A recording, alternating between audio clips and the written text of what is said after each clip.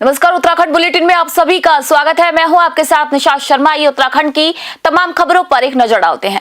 उत्तराखंड की सियासत से इस वक्त की सबसे बड़ी खबर सामने आ रही, जहां पर समाजवादी पार्टी के राष्ट्रीय अध्यक्ष अखिलेश यादव ने पार्टी को मजबूती देने के लिए हरिद्वार के युवा संत महंत शुभम गिरी पर बड़ा दांव खेला है। अखिलेश यादव ने महंत शुभम गिरी को उत्तराखंड समाजवादी पार्टी का नया प्रदेश कार्यकारी अध्यक्ष नामित कर दिया है। हरिद्वार के रहने वाले महंत शुभम गिरी ने संस्कृत में आचार्य की उपाधि प्राप्त की और वे लंबे समय से पार्टी की विचारधारा से जुड़े रहे हैं। उनकी नियुक्ति को देवभूमि में सपा के जनाधार को बढ़ाने और साधु संतों को पार्टी से जोड़ने की रणनीति के तौर पर देखा जा रहा है। जिम्मेदारी मिलने के बाद महंत शुभम ने कहा कि वे जल्द ही प्रदेश में नई कमेटियों का गठन करेंगे और उत्तराखंड में समाजवादी पार्टी को एक मजबूत विकल्प के रूप में खड़ा करेंगे। हरिद्वार से तनवीर अली की रिपोर्ट आप देख रहे हैं। खबर हरिद्वार से। केंद्रीय गृह मंत्री अमित शाह ने उत्तराखंड दौरे का समापन हरिद्वार के आध्यात्मिक रंग में रंगा हुआ नजर आया। आपको बता दें कि अपने 2 दिवसीय दौरे के अंतिम चरण में अमित शाह सीधे श्री पंचायती अखाड़ा निरंजनी पहुंचे। यहां पर उन्होंने प्राचीन हनुमान मंदिर में विधि विधान से पूजा अर्चना की और मां गंगा को नमन किया। गृह मंत्री ने अखाड़े की परंपराओं को करीब से जाना और संतों के साथ आस्था संवाद कर सनातन संस्कृति के संरक्षण पर यहां पर चर्चा की। सुरक्षा के कड़े इंतजामों के बीच अमित शाह ने संत समाज से आशीर्वाद लिए। इसी मुलाकात को केवल औपचारिक दौरा नहीं बल्कि संत समाज के साथ सीधा जुड़ाव और हिंदुत्व के बड़े संदेश के रूप में देखा जा रहा है। हरिद्वार से तनवीर अली की रिपोर्ट आप देख रहे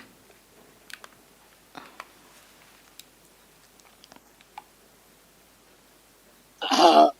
हमारे देश के यशस्वी गृह मंत्री श्री अमित शाह जी अभी पूजा पाठ करके आरती भी की, सभी कुछ किया, मंत्रोच्चार के साथ हनुमान जी की पूजा की और उनकी बड़ी इच्छा थी कि हरिद्वार के अंदर हमारा जो सिद्ध हनुमान जी हैं, मेरी वहाँ जाने की इच्छा है।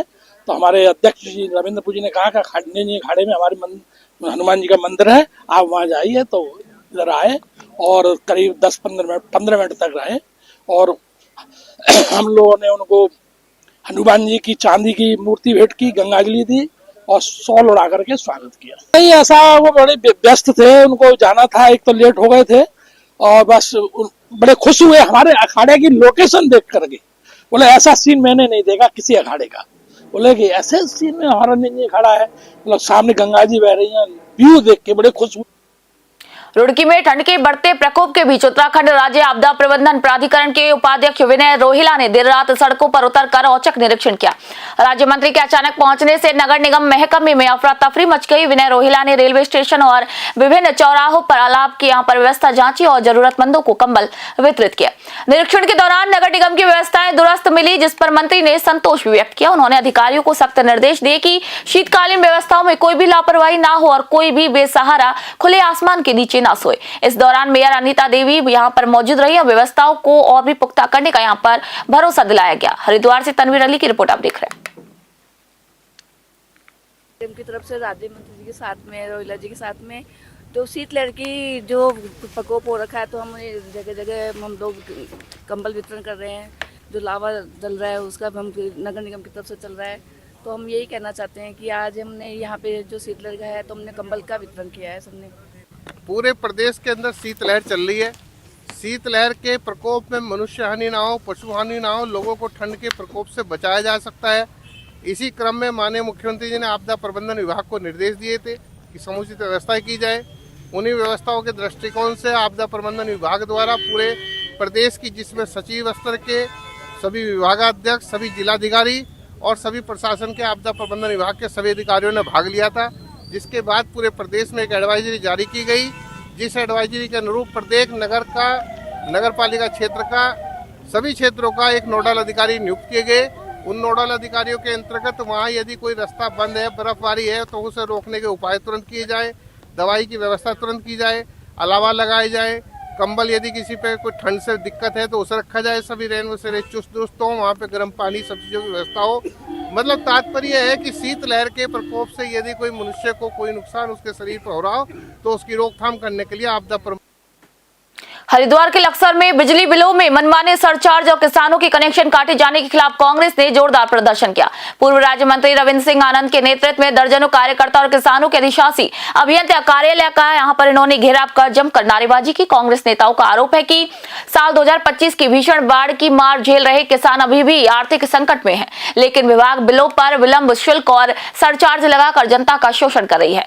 प्रदर्शनकारियों ने अधिशासी अभियंता को ज्ञापन सौंपकर जन विरोधी नीतियों को रोकने की यहाँ पर मांग की। वही रविंद्र सिंह आनंद ने दो टूक चेतावनी दी कि यदि विभाग ने अपना रवैया नहीं बदला तो कांग्रेस उग्र आंदोलन के लिए मजबूर होगा। हरिद्वार से तनवीर अली की रिपोर्ट आपको दिखा रहे हैं। जिस प्रकार आपने देखा कि 2025 में आपदा आई उत्तराखंड में, और जितना पानी था जो पहाड़ से पानी आया वो सब खादर क्षेत्र में, हरिद्वार में, लक्सर में, खानपुर आदि क्षेत्रों में वो पानी समाया, और उससे जो किसानों का नुकसान हुआ, उनकी फसलें बर्बाद हुई, धान की खेती पूरी तरह से चौपट हुई। उसके बावजूद ऊर्जा निगम द्वारा बिलों में कोई छूट नहीं दी गई। साथ ही हम ये देख रहे हैं कि बिलों में जिस प्रकार से सरचार्ज जुड़ करके आ रहे हैं, वो भी हम देख रहे हैं कि किस प्रकार से एक किसान का या एक ग्रामीण का बिल तो है 2000 और उसमें सरचार्ज आता है 6000। तो ये अपने आप में बहुत बड़ी नाइंसाफी है। मुझे लगता है कि ऊर्जा निगम को इस बात को समझना चाहिए। उत्तराखंड, जिसे कि हम ऊर्जा प्रदेश के नाम से जानते हैं, जहां की नदियां या हरिद्वार दौरे पर रहे केंद्रीय गृह मंत्री अमित शाह ने आज शांति कुंज के शताब्दी समारोह में शिरकत कर करोड़ों साधकों को संबोधित किया। बैरागी कैंप में आयोजित इस भव्य कार्यक्रम में अमित शाह ने संस्थापक पंडित श्री राम शर्मा के आध्यात्मिक योगदान की यहां पर सराहना की। उन्होंने कहा कि गायत्री परिवार के हम बदलेंगे युग बदलेगा के मंत्र ने समाज में वैचारिक क्रांति लेकर आई है। गृह मंत्री ने केंद्र सरकार की उपलब्धियां गिनाते हुए कहा कि 550 वर्षों के इंतजार के बाद अयोध्या में राम मंदिर का निर्माण हुआ और धारा 370 का खात्मा। उन्होंने स्पष्ट संकेत दिए कि देश अब कॉमन सिविल कोड यानी कि यूसीसी की दिशा में आगे बढ़ रहा है। और इसी दौरान मुख्यमंत्री पुष्कर सिंह धामी भी यहां पर मौजूद रहे। हरिद्वार से तनवीर अली की रिपोर्ट आपको दिखा रहे हैं। ग्रंथि को पद्मासन के अंदर नाभि से बोला गया गायत्री मंत्र हमारे अंदर की सद ग्रंथियों को जलपूत कर एक्टिवेट करता है, और उसके साथ ही इसकी विरोधाभासी जो ग्रंथि है, जिसको हमारे शास्त्रों ने असुर का कहा, तब के सामने उपभोग है। मंच पर उपस्थित आज के कार्यक्रम के उत्सव मूर्ति, दल नायक जन्म शताब्दी समारोह श्रीमान डॉक्टर चिन्मय पंड्या जी, हिमाचल प्रदेश के राज्यपाल महामहिम श्री प्रताप शुक्ला जी। खबर खटीमा से। खटीमा के दियोरी रोड पर हुई सड़क दुर्घटना ने एक हंसते खेलते परिवार की खुशियां उजाड़ दी। गौझरिया पटिया निवासी कृष्ण कुमार राणा, जो अपने घर का इकलौता बेटा था, हादसे में गंभीर रूप से घायल हो गया। परिजनों का आरोप है कि सामुदायिक स्वास्थ्य केंद्र खटीमा में उसे समय पर उचित इलाज नहीं मिला। वहीं डॉक्टरों ने उसे सुशीला तिवारी अस्पताल फिर एम्स रेफर कर दिया, लेकिन इलाज में हुई देरी के कारण रास्ते में ही उसकी मौत हो गई। इस घटना से आक्रोशित परिजनों और स्थानीय नेता दिग्विजय सिंह ने डॉक्टरों की कार्यप्रणाली पर यहाँ पर लापरवाही के गंभीर आरोप लगाए। चचेरे भाई रोहित राणा ने सरकार से मांग की है कि अस्पतालों की व्यवस्था सुधारी जाए ताकि किसी और का भाई सिस्टम की भेंट ना चढ़े। खटीमा से अशोक सरकार की रिपोर्ट आपको बता रहे हैं। 2 दिन पूर्व उक्त मरीज को अस्पताल में लाया गया था नागरिक चिकित्सालय खटीमा में। प्राथमिक उपचार के बाद इसको हायर सेंटर के लिए रेफर कर दिया गया था सुशीला तिवारी के लिए, जहाँ पे इसके इलाज के बाद इसको आगे एम्स ऋषिकेश के लिए रेफ़र कर दिया गया था। एम्स ऋषिकेश जाते समय उक्त जो चोटिल था उसकी मृत्यु हो गई। इसको वापस ये यहाँ पे लाए हैं अस्पताल में, जिसका पुलिस इंफॉर्मेशन देके पंचनामा करा के पोस्टमार्टम की कार्रवाई करी जाएगी। सर हम सवारा पटिया के निवासी हैं और घटना घटी है गौझरिया में खेमा बेच स्कूल के आसपास, ठीक है। जहाँ घटना घटी यहाँ पर वहाँ एक बबलू सिंह धामी का घर है और उनके पिताजी से इनका मतलब वो हुआ है एक्सीडेंट। गन्ना का ट्रक या कोई भी ट्रक गाड़ी आ रही थी, ये लड़कों ने क्रॉस किया, उसको सेट लिया, सेट में खड़ा होगा, इनको दिखाया कि नहीं दिया, अचानक वो टच हो गई इससे और फिर झपेट में आके गिर गए। ये लड़के भी गिरे गाड़ी वाले और ये भी गिरा, जो भी है बुड्ढा, ठीक है। उसके बाद इनको पता नहीं क्या हुआ, एक लड़का और था जो होश में था, तो 2-4 लड़के आए, उसको मारने लगे। क्या हुआ ये जो मतलब मेरा नाम रोहित सिंह राणा है, मैं सबौरा पटिया का निवासी हूँ। मेरा भाई मैं तो ITI पढ़ता हूँ सर, तो ITI से मुझे मम्मी ने कॉल किया घर से ITI पे कि भाई का वो हो गया है, एक्सीडेंट हो गया है। तो यहाँ के पता लगा कि वो आ रहे थे कहीं से और गाड़ी में थे, किसी बुजुर्ग से टकराए और फिर उसको चोट लगी। फिर उसको मतलब जो उसके साथ था उस लड़के ने बताया, घर पे आके उसको लेके आए, अस्पताल पहुंचाया। अस्पताल से यहाँ हमारे सरकारी अस्पतालों में सर यहाँ कोई वो नहीं हुआ, तो फिर यहाँ से रेफ़र किया तो हल्द्वानी ले गए। फिर हल्द्वानी ले जाके एक दिन उसको रखा। खबर लक्सर से। लक्सर के कुड़ी हबीबपुर गांव में ग्राम प्रधान द्वारा कराए गए विकास कार्यों में धांधली की शिकायत पर आज प्रशासन की संयुक्त टीम जांच करने पहुंची। DDO वेद प्रकाश और खंड विकास अधिकारी के नेतृत्व में टीम ने गांव की 12 इंटरलॉकिंग सड़कों और एक पुलिया का गहन निरीक्षण किया। हालांकि शिकायतकर्ता विकास कुमार ने जांच प्रक्रिया पर यहां पर गंभीर सवाल उठाते हुए इसे अपारदर्शी बताया। उनका आरोप है कि अधिकारियों ने एक ही सड़क को 2 बार नापा और अधूरे पुलिया निर्माण का पूरा पैसा निकालने के मामले को नजरअंदाज कर दिया। दूसरी ओर प्रधान पति प्रवीण नागर ने इन आरोपों को आपसी विवाद के चलते रंजिश बताया। DDO वेद प्रकाश के अनुसार पत्रावली तैयार होने के बाद ही रिपोर्ट सार्वजनिक की जाएगी। लक्सर से जौहरी चौधरी की रिपोर्ट आपको बता रहे हैं। हबीबपुर में प्रधान सुधा देवी, मैं प्रधानपति प्रवीण नागर बोल रहा हूँ। आज जो जांच मदन सनोप विकास ने कराई, ये मेरे ऊपर इसने विलेम लगाया। इनका और हमारा जो आपस में विवाद चल रहा है, मुकदमेबाजी चल रही है, इस रंजिश से मेरी जो बार बार जांच कराता है, मेरे भाई की जांच कराता है, मेरे भतीजे की जांच कराता है, मेरी खुद की जांच करा रहे, मेरे को खुद इसने गुंडा चलवा रखी है, ताकि मैं इतना बड़ा अपराधी नहीं हूँ और ये लोग मेरी बार बार जांच कर रहे हैं। मैंने काम सत्य कर रखा है, कोई भी काम ऐसा मेरे अधिकारियों को ये नहीं मिला कि यहाँ मौके पर नहीं है। मैंने काम दिल से और अपनी मेहनत से पूरा काम कराया।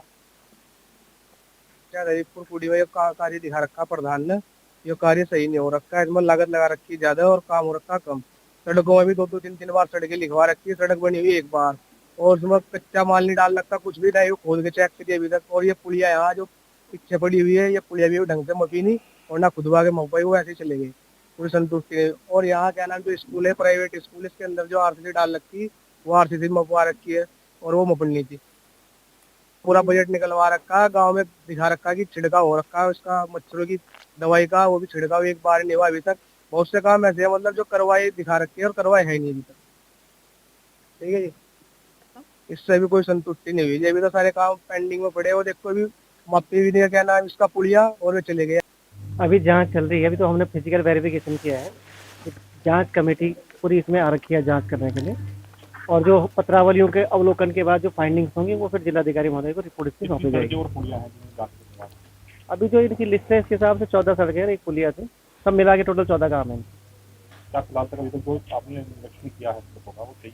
वो अभी पूरी कमेटी उस पर चर्चा करेगी, उसके बाद फाइनल होगा, क्योंकि पत्रावलियाँ भी देखी जाएंगी, फोटोग्राफ्स होंगे, अभिलेख होंगे, वो पत्रावली देखने के बाद ही बता पाएंगे।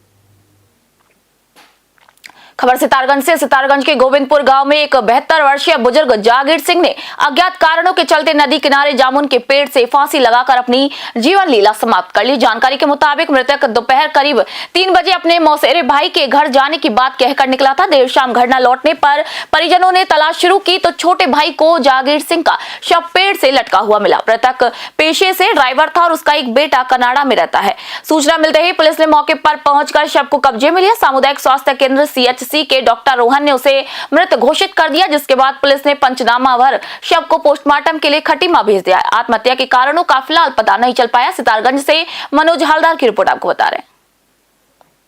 10 साल के थे और वो गोविंदपुर टारगेट के रहने वाले थे। जब वो यहाँ पर आए शाम 8 बजे के बाद, तो वो मित्र अवस्था में थे। उन्हें बॉडी पोस्टमार्टम के लिए किच्छा दी। खबर शक्ति फार्म से। फिल्म जगत में शक्ति फार्म के कलाकार संजय बछाड़ अपनी मेहनत के दम पर लगातार नई ऊंचाइयों को छू रहे हैं। साल 2014 में म्यूजिक एल्बम से करियर की शुरुआत करने वाले संजय अब फरवरी के पहले सप्ताह में रिलीज होने वाली बांग्ला फिल्म खनन 23 में नजर आएंगे। इस फिल्म में वह टॉलीवुड सुपरस्टार सुमित गांगुली के साथ मुख्य विलेन यानी कि नेगेटिव रोल की भूमिका में है। संजय बछाड़ पूर्व में सुपरस्टार कुमार सानू और विनोद राठौड़ जैसे दिग्गजों के साथ काम कर चुके हैं और उन्हें नैनीताल फिल्म फेस्टिवल में 5 अवार्ड से भी नवाजा जा चुका है। बांग्ला फिल्मों के साथ साथ अब वे बॉलीवुड फिल्म द ट्रैप और एनजीओ के जरिए अपनी धाक जमाने की तैयारी में है। शक्ति फार्म से सपन मंडल की रिपोर्ट आप देख रहे हैं। सबसे पहले आपके दर्शकों का मेरा नमस्कार, सभी मीडिया बंधुओं का मेरा नमस्कार। देखिए, आपने प्रश्न किया कि मैं फिल्म लाइन में कब से हूँ। देखा जाए तो मैं 2014 से फिल्म लाइन पे आ गया था मैं, और आदरणीय प्रताप दत्ता जी है जो डायरेक्टर हैं, उनके दिशा निर्देश के अनुसार मैं 14 में ही फिल्म लाइन पे आ गया था। और 14 में हम लोगों ने मिलकर एक म्यूजिक एल्बम बनाया था जिसका नाम था ये बारिश के बूंदे, और बहुत ही सुपर डुपर वो रही वो, और हल्द्वानी में हमने रिलीज दिया था। तो 2014 से हमारा स्टार्ट हो गया था। आपने बताएंगे इस मूवी के बारे में? जी, हमने एक बांग्ला मूवी करी थी कलकत्ता में, टॉलीवुड के तमाम जो सुपरस्टार लोग उनको लेके किया था हमने, जिसमें कुमार सानू जी ने उसमें गाना गाया था, विनोद राठौड़ जी ने, अनुराधा पौडवाल जी ने, तमाम जो स्टार लोग हैं उस फिल्म में उन्होंने गाना गाया था। और वो फिल्म भी हमारे बड़ा सुपर डुपर हिट रही है, जिसमें भी प्रताप दत्ता जी हमारे डायरेक्टर थे। और हमने टॉलीवुड के तमाम आर्टिस्ट, चाहे वो म्यूजिशियन पीसी सरकार की। खबर चमोली से। विश्व प्रसिद्ध भगवान बद्री विशाल के कपाट खुलने का दिन आज बसंत पंचमी के पावन अवसर पर तय किया जाएगा। टिहरी जनपद स्थित नरेंद्र नगर राजमहल में राजपुरोहित और बीकेटीसी के पदाधिकारियों की मौजूदगी में विधि विधान के साथ कपाट खुलने की तिथि और गाडू घड़ा यानी कि तेल पिरोने के रस्म का मुहूर्त घोषित होगा। बद्रीनाथ केदारनाथ मंदिर समिति के सदस्य और पंचायत प्रतिनिधि ऋषिकेश से गाडू घड़ा लेकर आज सुबह 9 बजे नरेंद्र नगर राजमहल के लिए रवाना हो गए हैं। राजमहल में महाराजा मनोजेंद्र शाह की मौजूदगी में पंचांग गणना के बाद इस वर्ष की यात्रा का आधिकारिक बिगुल बजेगा। कपाट खुलने की तिथि के साथ ही चारधाम यात्रा की तैयारियों में भी तेजी आएगी। चमोली से सुरेंद्र धनित्रा की रिपोर्ट आपको बता रहे हैं।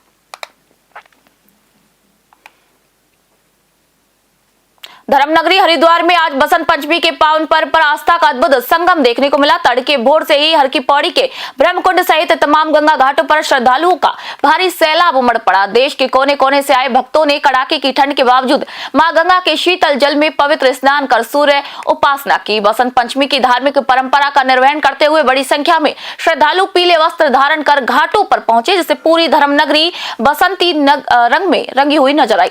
श्रद्धालुओं ने गंगा पूजन कर सुख समृद्धि की यहाँ पर कामना की। प्रशासन द्वारा सुरक्षा के कड़े इंतजाम किए गए ताकि भक्तों को स्नान में कोई असुविधा ना हो। हरिद्वार से तनवीर अली की रिपोर्ट आप देख रहे हैं।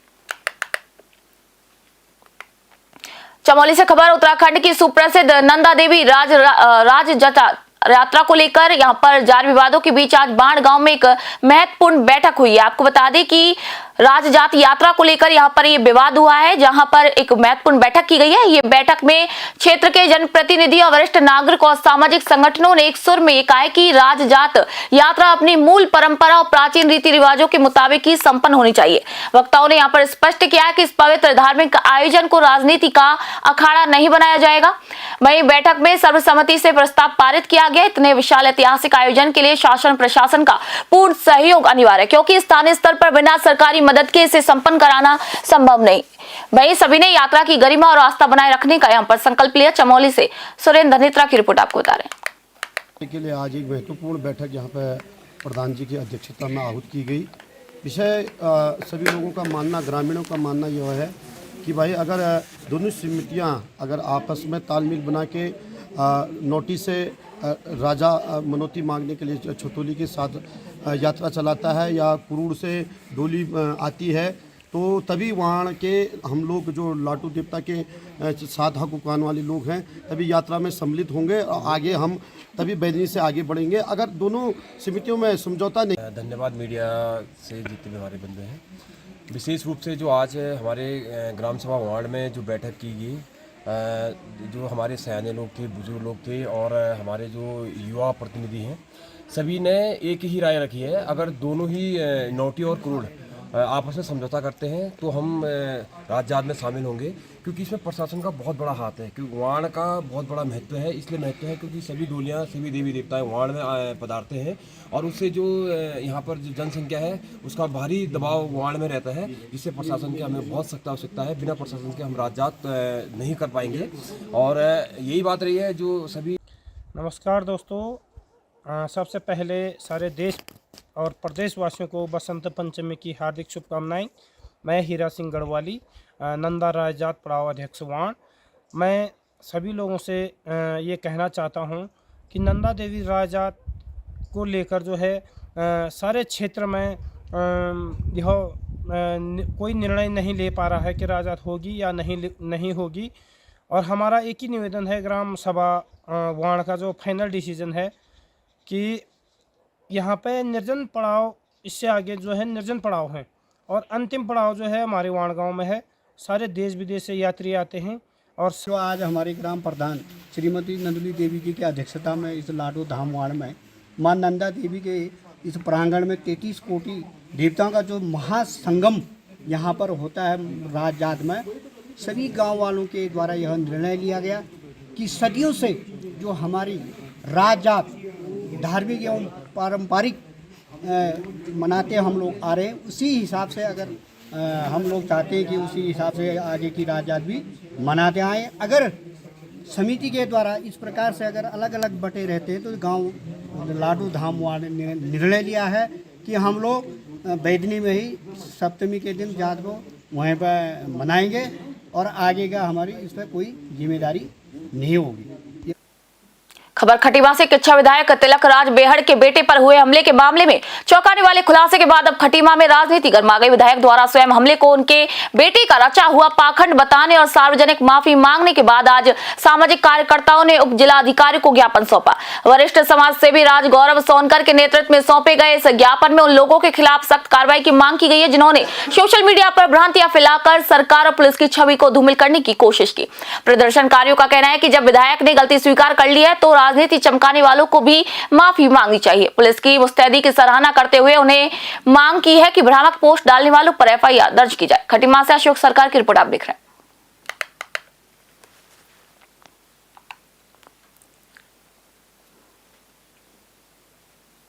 तिलक राज बेहड़ जी के पुत्र के ऊपर हमले की एक सूचना आई थी, सोशल मीडिया पे बहुत तेजी से वायरल हो रही थी, जिसको लेके कांग्रेस ने मतलब जितना भी सरकार के खिलाफ हमला बोलना था बोल दिया। जितना भी अनाप शनाप बातें करनी थी, उधम सिंह नगर पुलिस मणिकांत मिश्रा जी के बारे में, एसएसपी और भाजपा सरकार के बारे में, उसी को लेकर आज मैं एक सोशल मीडिया पे देख रहा था कि वो स्वयं आए मीडिया में और उसका जो खुलासा हुआ उन्होंने खुद ही किया है कि मेरे पुत्र पे जो हमला हुआ है वो उसके मित्र ने और उसने सोची समझी साजिश के तहत सरकार को और उधम सिंह नगर पुलिस को बदनाम करने के लिए किया था, अपने ऊपर करवाया था हमला, जिसका परिणाम ये हुआ दूध का दूध पानी का पानी हो गया आज। और इसी विषय में हमने ज्ञापन दिया कि जो जो लोगों ने ये पोस्टें चलाई हैं, गलत सरकार को बदनाम किया, उधम सिंह नगर पुलिस को बदनाम किया है, जो भ्रामक पोस्टें वायरल की हैं अपने उससे, जो कुछ लोगों ने यहाँ पे कुछ पंजाबी महासभा के लोगों ने भी दी है, उनको ज्यादा जानकारी नहीं थी। एक दो लोग हैं जिनके अंदर राजनीति का कीड़ा है, उन्होंने दिलवाई है उनसे पोस्ट, मैंने पता किया अभी उन लोगों से, तो वो लोग भी अब माफी मांगे। सोशल मीडिया पे जिस तरह से तिलक राज बेहड़ा के माफी मांग रहे हैं, माननीय विधायक जी खुद स्वयं से कह रहे हैं अपने पुत्र के बारे में कि वो गलत है और मैं माफी मांग। धर्मनगरी हरिद्वार में आज मौसम ने अचानक करवट बदल ली। सुबह से ही आसमान में घने बादलों का डेरा जमा हुआ है। रुक रुक कर हो रही हल्की बूंदाबांदी ने ठंड का प्रकोप बढ़ा दिया। तेज बर्फीली हवाओं के चलते तापमान में भारी गिरावट दर्ज की गई, जिससे पूरा शहर शीतलहर की चपेट में है। इस बदले हुए मौसम का सीधा असर आम जनजीवन पर देखने को मिल रहा है। लोग गर्म कपड़ों में लिपटे हुए नजर आ रहे हैं और गंगा घाटों के साथ साथ बाजारों में भी भीड़ कम दिखाई दे रही है। मौसम विभाग की माने तो आने वाले कुछ घंटों तक बादल छाए रहेंगे और बारिश की संभावना भी बनी हुई है, जिससे कि कड़ाके की ठंड और भी बढ़ने के आसार हैं। हरिद्वार से तनवीर अली की रिपोर्ट आप देख रहे हैं। उत्तराखंड बुलेटिन में फिलहाल इतना ही। नई अपडेट और जानकारी के लिए देखते रहिए न्यूज़ 21। मैं निशात शर्मा फिलहाल आप सभी से इजाजत चाहती हूँ।